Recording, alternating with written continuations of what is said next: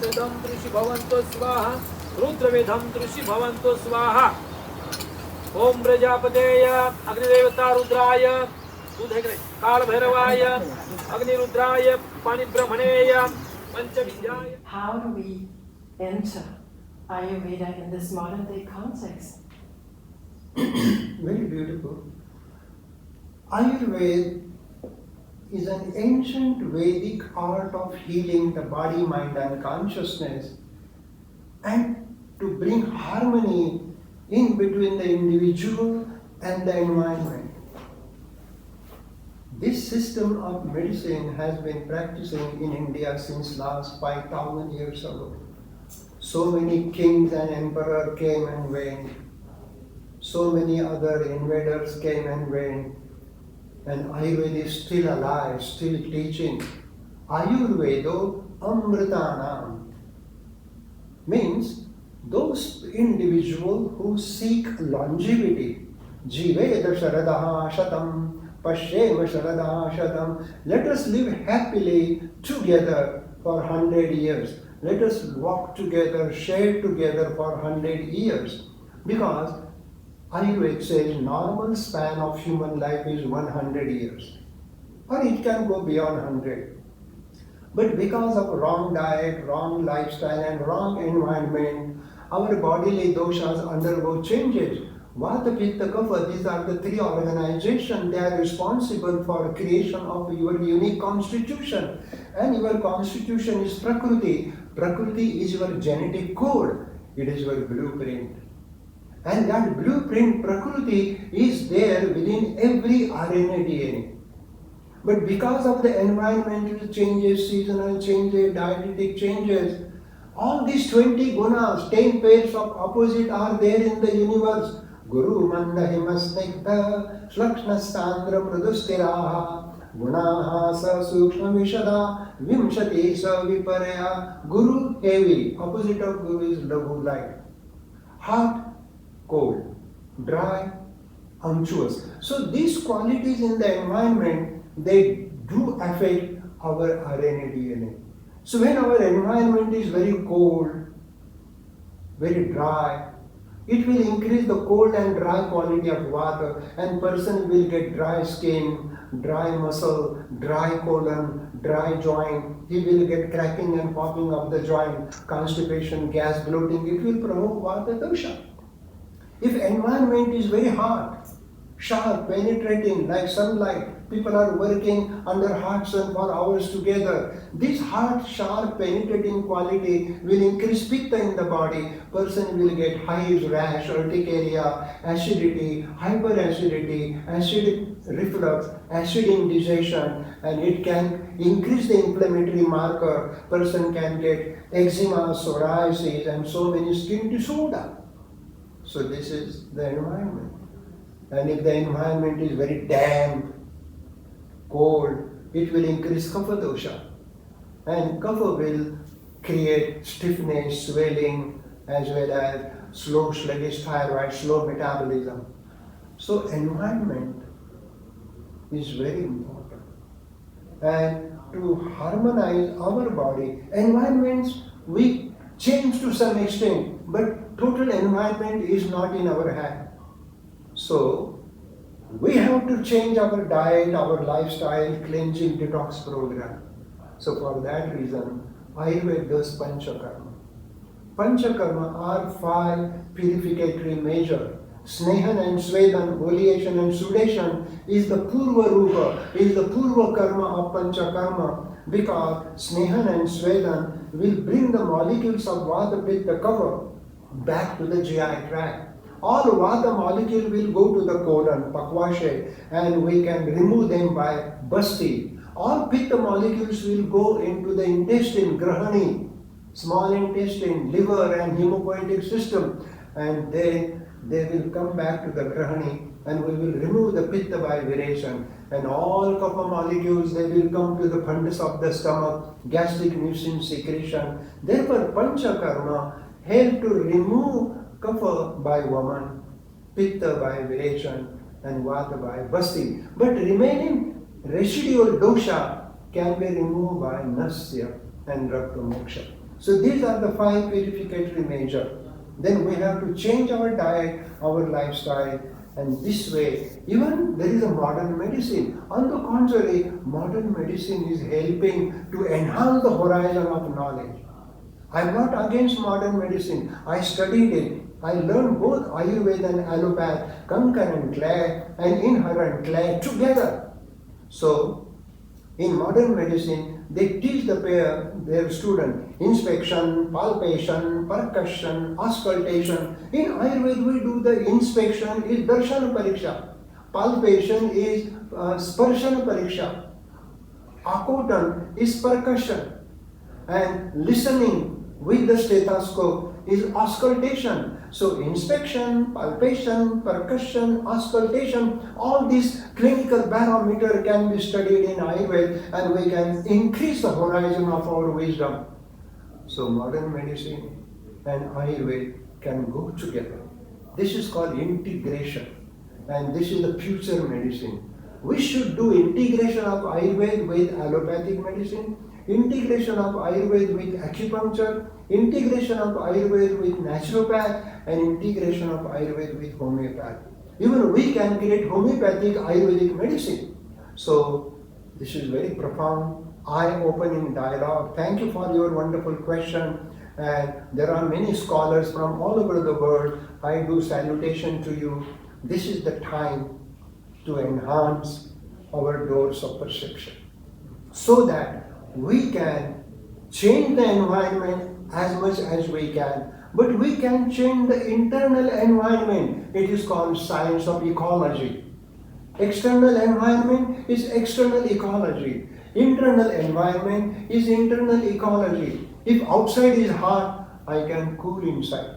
If outside is dry, I can lubricate inside. And if outside is very damp and cold, I can warm the inside. This is the way the outer environment and inner environment, they go together, and if we create balance, you can live long. Jiveda sharadaha shatam. Live happily for 100 years. It is only possible if we create balance between outer environment and inner environment. Inner environment is governed by Prakriti and Vikruti. So diet, lifestyle, detox program, panchakarma, and then pranayama meditation. These are wonderful techniques through which we will balance our inner environment, inner ecology based upon outer environment, outer ecology. Wow, Dr. Lal. That was amazing. Can I share one thing with you? There is, for this conference also, I was able to do a small interview with a young farmer. So in Denmark, we traditionally have been an agricultural nation. And there are movements, let's say. So I visited a young farmer couple who farm after a principle we call the living soil. Oh, beautiful. Yes, because I mentioned this concept called Agnihotra and Homa farming for him. He's not at all he's very scientific, but he said, yes, I learned from the land about life and death, how it is all recycled. Very beautiful person. And then regarding this Homa farming, he was a little interested, but do you see like when we look into Ayurveda again, it's like this, the rishis, as I have heard and learned, they somehow saw or heard. Correct. So you put it beautifully. Rishi are the seers, the highly enlightened being. And farming is Krushi. Rishi Krushi. Rishi Krushi. So, as you said, the living soil. The soil, the earth, is our mother. And it is a living soil, throbbing soil. Every soil has a nadi. And the farmers are putting chemical pesticide, chemical fertilizers. They are dumping nuclear waste. And this way we are spoiling the Mother Earth. we are spoiling our farming. So Ayurvedic farming is a profound art. It is called Rishi Krishi. The farming done by Rishi, the seer. As we have Prakriti, Vata, Pitta, Kapha, even soil has a Prakriti, Vata, Pitta, Kapha. If we have seasons, 3 main seasons, summer, winter and fall, same Mother Earth is going through exposure to these different seasons, summer, winter and fall. So, in that, we have to read the pulse of the soil. Every soil has a pulse. And if you sit in a lotus pose on the ground and touch your hand and feel the vibration, if you get vibration on the index finger, the soil is Vata. If you get vibration on the middle finger, the soil is Pitta. And if you get vibration on the ring finger, soil is Kapha. This way you can understand the Prakriti of the soil. Now, when you know the soil, whether the soil is moving slope down to the east, auspicious, slope down to the north, auspicious, but soil which is slope down to the south, not good, and down to the west, not good. So when you buy the soil, you should see that. You can sit and stand at the central part of the soil and pour a bucket of water and observe where water goes. If water goes to the east, it is auspicious soil. That is Pitta. If water goes to the north, auspicious soil, that is Kapha. But if the water flows to the south, fire and Pitta and Vata, not good. And if the water goes to the west, oh, it is very, very damp and very not good. So this way, you can first detect the Prakriti of the soil. Then you do plowing. Then you can put cow dung, cow's urine, and you talk about Agnihotra. They take cow dung and ghee, apply the ghee to the cow dung paddy and make a triangle. Triangle is a Agni. So you can make ascending triangle, descending triangle. It is a Sri Yantra. Put camphor. And then, Om Agnaye Swaha Agnaye Idam Namama Om Prajapataye Swaha Prajapataye Idam Namama, and take a teaspoon of whole grain rice, put ghee, and when you say Swaha, at that moment put that into the Agni, into the fire, and the fire is light. So this is very important. If you observe one rice grain, whole rice grain under high power microscope, it looks like a galaxy. That means in the rice grain there is a pranic galaxy of the prana, or the prana of galaxy is descend down to the soil to give us prana. And we get prana from the food, the wheat, the rice, the corn, so many vegetables. These are cosmic prana is stored through the soil into the seed, into these different plantation. So this is very important. And when you do Agnihotra is done twice a day, morning at the sunrise and evening at the sunset. And if you do that, then the Agni is Tejas, ghee is Ojas, and rice grain is Prana. So when you do Agnihotra, you are bringing Prana, Ojas, Tejas together, and that becomes light. Then it attracts the cosmic Prana. And when cow dung is one of the beautiful soil, cow dung, and that Agni from the dormant fire in the cow dung and with the ghee, it yields profound Ojas, Tejas, Prana. And that ash is called Vibhuti. Vibhuti has significant meaning. It is a holy ash. Vibhuti means creativity. Vibhuti means thorough gentleman. Vibhuti means sacred. And Vibhuti means whole. Purnamada Purnamidam Purnat Purnamudachyate Purnasya Purnamadaya Purnamevavashishyate. This is whole, that is whole, whole plus whole is whole, whole minus whole is whole, whole multiplied by whole is whole. This is cosmic mathematics. So if you do sprinkle that ash of Agnihotra in the soil, oh, soil will be vibrant. It is living soil, vibrating soil with prana. It is Ojasvi soil. It is a Tejasvi soil. It is a pranic soil. And such agriculture bring great life. During the time of Sri Ram, they used to do Agnihotra morning and evening, and people used to worship the soil. The land is sacred. We are all the children of land, Mother Earth. And we should not divide humanity in Russian and American and Indian and Pakistan. This is our earth. This is our sun. This is our soil.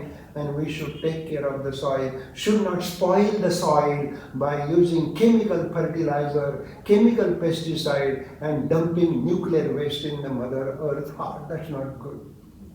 So Ayurveda has a separate branch for a tree called Vriksha Ayurveda. Then from the grain, Dhanya Ayurveda. Then Ayurveda for the soil called Prithvi Ayurveda. So Ayurveda has many branches. Gau Ayurveda, cow. Shwan Ayurveda, dog. Horse Ayurveda, Ayurveda for horses. And Hasta Ayurveda, Ayurveda for elephant. So Ayurveda touches all departments of life. And therefore, agriculture, soil with Ayurvedic, they used to pour ghee, yogurt, panchamrit into the soil. Cow's urine, cow dung, this is the natural fertilizer.